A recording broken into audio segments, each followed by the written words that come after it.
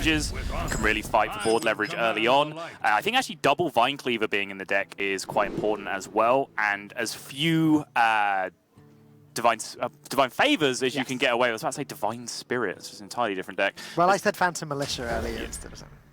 No, Phantom Militia is the right thing. Shut up.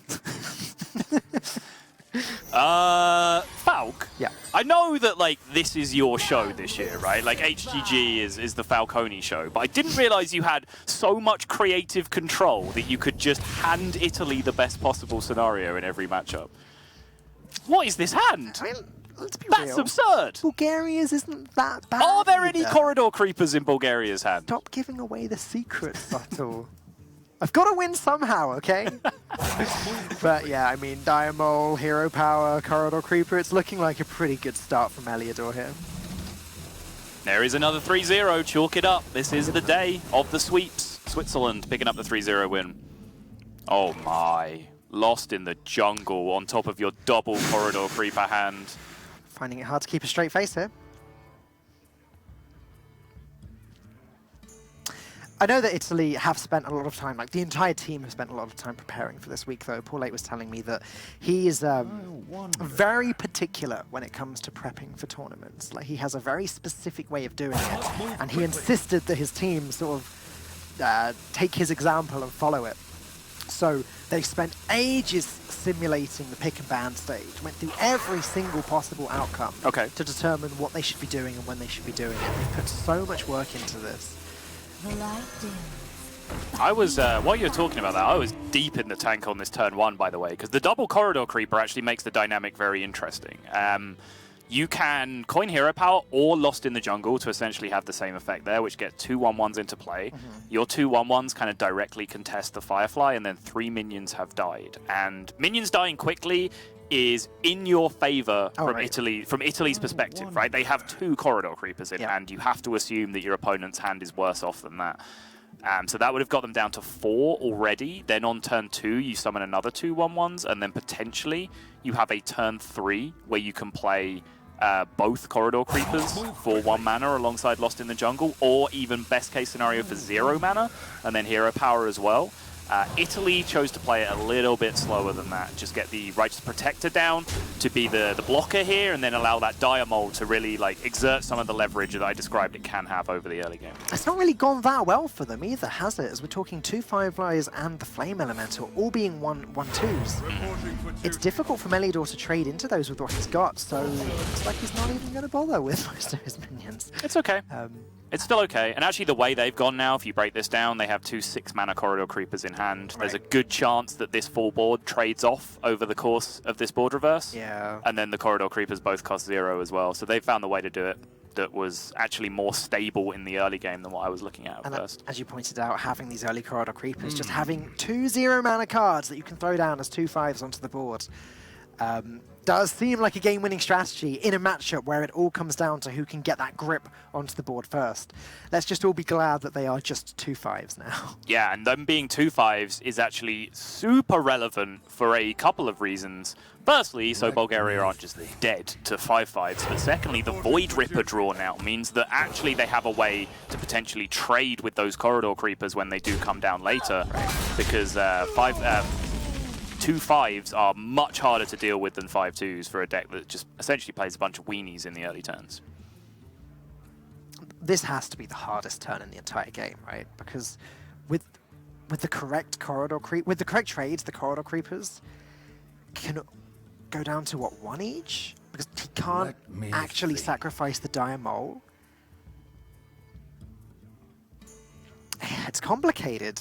Eliodor is going to want to put as much power on the board as possible this turn, whilst eliminating as many of Best Uda EU's threats. Atura's Veteran has to be a card to consider here, but the problem is, with that, he can't then Hero Power and play 1-mana Corridor Creeper. He's actually somewhat cursed here by the difference between Acaris Veteran and cards like Abusive Sergeant, for example, because Acaris Veteran can only buff friendly minions. Yeah. Otherwise, he could have buffed the Firefly on the other side, or buffed anything on the other side of the board to a 2-1, traded his Diamol off, traded something else off, 2 0-mana Corridor Creepers because 4 minions die, and get the Hero Power in alongside that as well. Would that actually be better, though?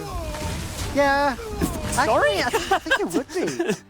Like, it's one of those plays where you have to sort of look, you spot it, and then you think, oh, it's really cool, and then you actually have to look at the board state and check that it's better than the sort of more basic play. And in this occasion, yeah, I think it is, because 2 corridor creepers. The difference between this board state and the one that you make with that play is that you replace a 1/1 with 2 2/5s. Right. It's quite clearly very powerful. Yeah. Italy playing it, having to play it a little bit more slowly than that. But next turn, he will, they will be guaranteed 2 0-mana corridor creepers. The only question is, will it be too late by then? I don't think so. Righteous Protector can put in some work here, just absorbing a few attacks, but Best EU's board state isn't getting that much better than Italy's. No, this is a good turn though.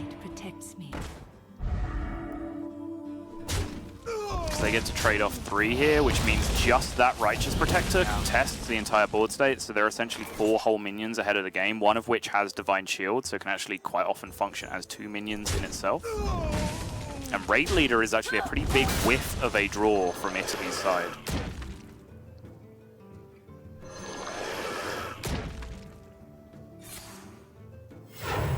Yeah, I mean, the double corridor creeper is great and all, but without that much to accompany it, and you mentioned earlier, Void Ripper is an option for Best EU next turn.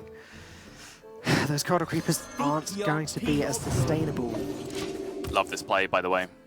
Playing around Void Ripper? Yeah, I mean, it's, you know, you can perhaps give Italy too much credit here, saying that it's a play around Void Ripper, because obviously the corridor creepers are the right minions to buff it, right? Like, the difference between a 1/1 and a 2/1 is completely irrelevant with the way the board looks. But yes, it just has the nice board, nice byproduct of making a 5/3 instead of a 5/2, which is very, very different. The Void Ripper plus the Blessing of Might here can do a lot of work, though. Buffing up the Argent Squire, allowing it to make a good trade and remain as a... Well, yeah, it would have to be a 4/1, wouldn't it? Because the Blessing of Might would have to be played after the Void Ripper. Yes. Sequencing is complicated this turn. But then also, yes, that's a good turn to allow you to react to what your opponent's done, but it's a turn where you then don't press your button. Yes. Which is quite often death in this matchup, because then your opponent just spreads so much wider than you on the next turn. Though Italy's turn is pretty much out of juice now. Press the button, okay. Yep. Does not surprise me one little bit. Oh. Well, that's so just confused, adorable, Russell. isn't it? I'm so confused right now. It's a really nice draw.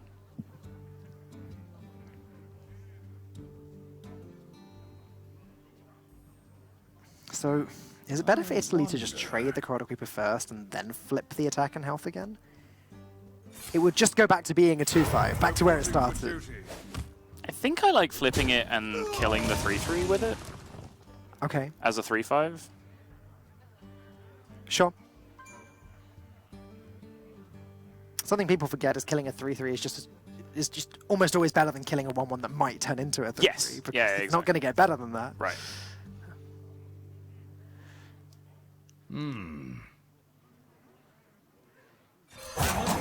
And suddenly you start to see like the kind of stalemate-ish situation occurring, where what I said earlier, where actually playing double Vine Cleaver is quite valuable in the matchup, which seems counterintuitive to what's a very early game intense matchup. But quite often they do stalemate like this, and the deck that draws the Vine Cleaver just gets so far ahead of the game. I mean, another thing you mentioned earlier was having as few Divine Favors as possible. Yeah. It is a bonus, and now you can see why. Both of these hands are going to be more or less empty over the next few turns, retaining just 1 or 2 at the most cards. Obviously, Best EU's not able to play back in the Moon Eater anytime soon, but that's about it. This Acris Veteran was a very nice draw for Bulgaria. Your peace. Curves them out perfectly. They may be choosing to look at Blessing of Might here as opposed to the Void Ripper. That's kind of where their mouse cursor went. That would surprise me a little. Okay, so turning the 2/1 into 1/2 does mean the Void Ripper value plays into it really nicely. It does so anyway, but just even better. But it also means your 1/2 value trades into the 2 1/1s that are remaining on the board, which is kind of nice as well. Yeah, but Meliador gets to attack first. Yep. Hence the Blessing of Might. Conclusion. Best of EU just grappling to get himself on top of this board. And Italy, with the Righteous Protector, gets a pretty straightforward turn, using up all of their mana, dumping all of the minions down. And it's like, right, now we have the board back. It's your turn. I think Bulgaria will be okay with this, all things considered. You know, it wasn't a Fungal Mancer. It wasn't a big explosive turn that really used all the mana efficiently, right? Like, this is a raid leader as a 2-2, essentially. It's not doing anything. They've just played a 3-mana 2-2 this turn. It is playing around Void Ripper, though. It's a 3-mana 2-2 that gets pretty out of control over the next few turns as well, as hello, level up gets drawn, but there are no 1/1s on the board to buff. There won't ever be if you don't use it this turn, though. Has to be done. So now this raid leader does a little bit of work. Oh, okay. Well, that's significantly better. I've told you, stop pulling the levers. I'm sorry. Italy are a very good team. They can win on their own. Look, Subtle, they've put them right underneath the desk, right on my side. Like, what am I supposed to do? Just ignore them? All right. I did let Germany beat Netherlands in week 1, so fair enough.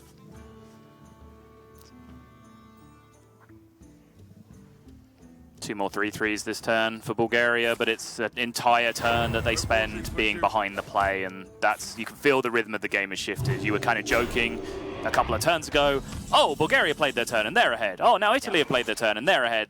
This is the first marked shift in proceedings where Bulgaria have got to play an entire turn of Hearthstone and they haven't used it to bring themselves ahead on the board. And even small draws like this Diamol, I mean, yeah, it's not the most impactful, it's not a Vine Cleaver, but it's a 1-3 that's going to be dealing with several, with 1-1-1 every single turn for the next several turns.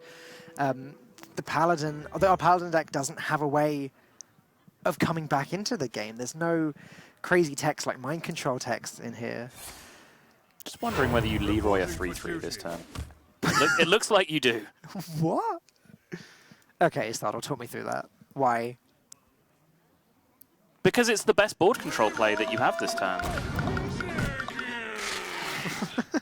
Right? Like, this looks janky, but it preserves an entire 4-3 taunt recruit on the board. You get to value trade, and by trading with the Leroy instead of trading with the taunt minions, you have a whole extra health on board, right? If you value traded with the Leroy, it would only be a 1 health minion. And this isn't going to be won through damage, it's going to be won through irreversible board control.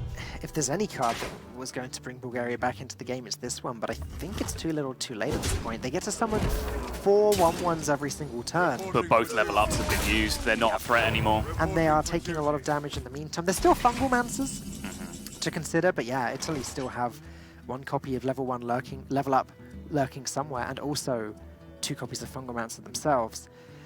How much damage can they deal this turn? 8? 10? It's not... They still have to fight for board here. They do. And that Vine Cleaver is the one question mark that you can hold over that Leroy play. Because they threw away so much extra damage. They threw 7 into a 3 health taunt instead of throwing 3 into it, which they could have done by other means. Well, Italy have decided everything's going face here. Yeah, and I think that's very much influenced by the fact that these 1/1s are 1/1s, right? They can still get hit by Raid Leader and Fungal Mancer, but level up is out of the window. Right. They've resolved that fighting over the board is futile now with that Vine Cleaver down. I think there's still merit in trading one of the 2/1s here, just so you can refill the board afterwards. The Diamol is a sketchier proposition. It's still a lot of damage to give up. That trade still doesn't protect your Raid Leader, for example, and it still doesn't play around. Fungal Mancer was going to be my follow-up to that, because you are still leaving 2 minions in play. Not quite sure what the value was. I guess, okay, so if you didn't value trade with the Diamol, one of the 1/1s goes into the Righteous Protector, another one goes into the Raid Leader, and then the Vine Cleaver can hit the Diamol, which is the most efficient way that Bulgaria can trade on their turn.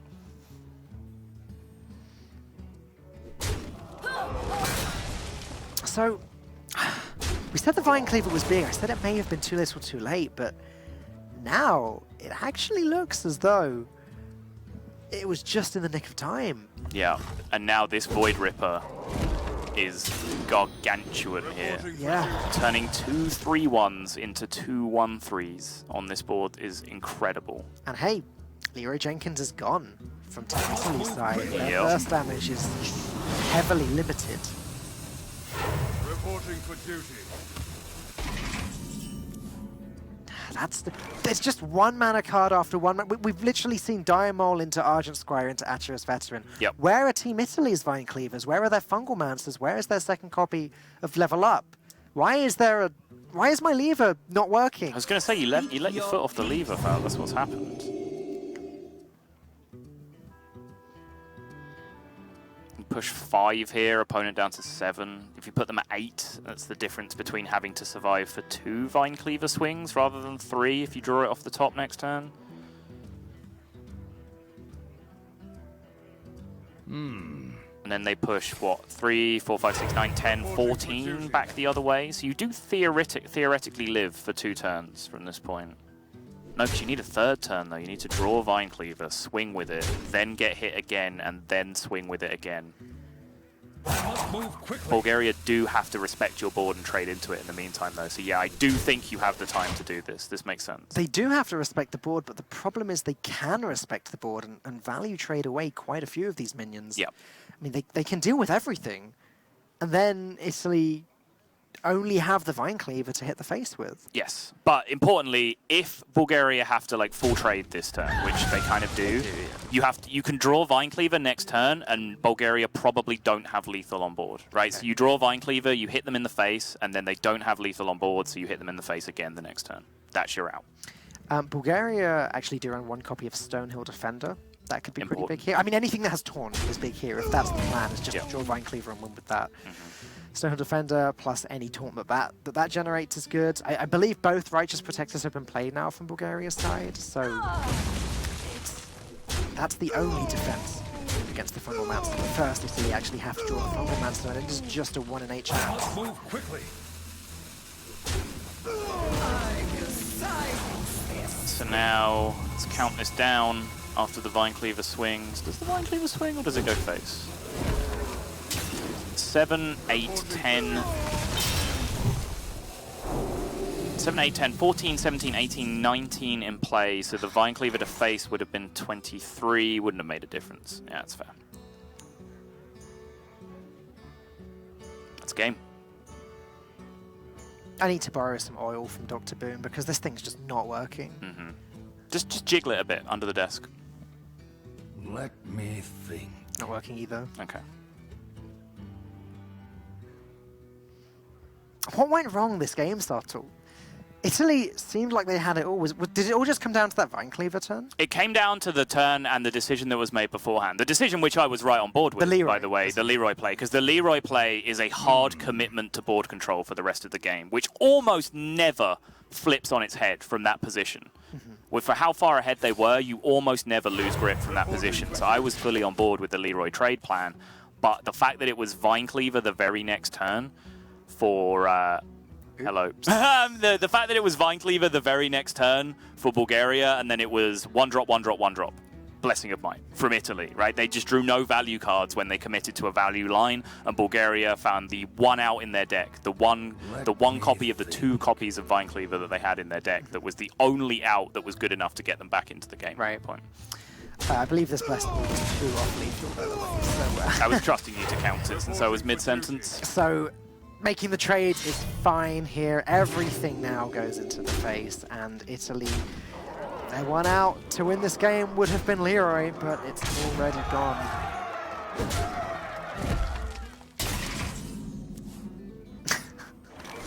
That card's not going to Nice joke game, and that is going to be